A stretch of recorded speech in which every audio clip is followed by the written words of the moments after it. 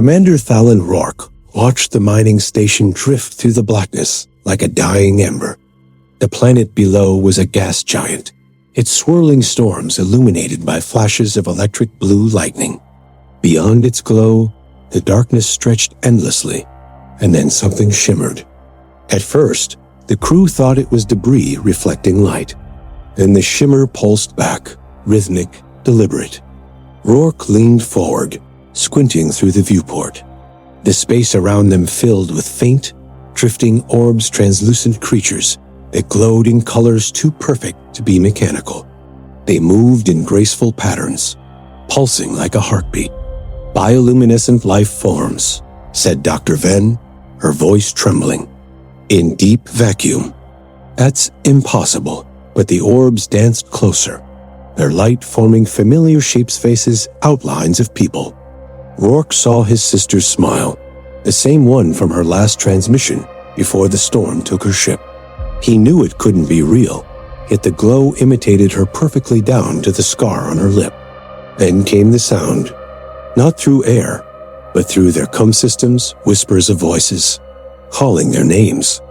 Within hours, half the crew reported seeing loved ones floating in the void. The station's exterior cameras captured the organisms pressing gently against the hull, their soft light seeping through the metal like liquid dawn. It was mesmerizing, comforting even. That night, Engineer Daros went outside. The cameras caught him stepping into the void without a tether, arms open, drifting toward the light. When they found his body later, it was floating near the observation deck, still glowing faintly beneath his skin. Autopsy revealed something horrifying. His cells had begun to reorganize. Mitochondria had fused with unknown luminescent organelles. His DNA was rewriting itself, as if the light had taught it a new way to exist.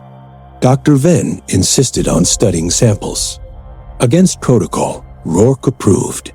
They captured one of the organisms, an iridescent sphere that seemed to pulse faster whenever someone approached. Inside, faint neural patterns flickered. It was aware. When the lights in the lab dimmed, the organism brightened, casting silhouettes on the walls moving, human silhouettes. It was mimicking their gestures.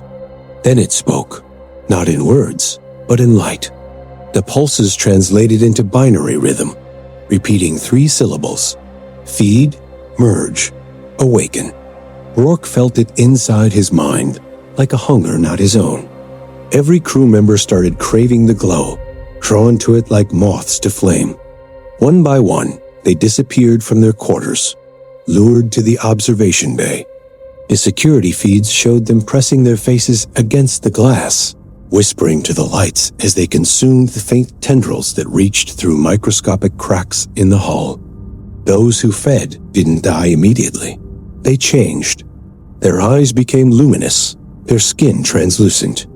They stood motionless, glowing softly in the dark corridors. The station now pulsed with their faint blue light, like veins beneath skin. Rourke barricaded himself in the command deck. The station's power failed, but the glow never dimmed. He watched the organism outside split into dozens more, drifting toward the planet below. Through the viewport, he saw the gas giant's storms flicker not lightning, but thousands of glowing forms descending into its clouds. The whispers filled the comms again, soothing, maternal, endless. "Join us. Be light. Be free."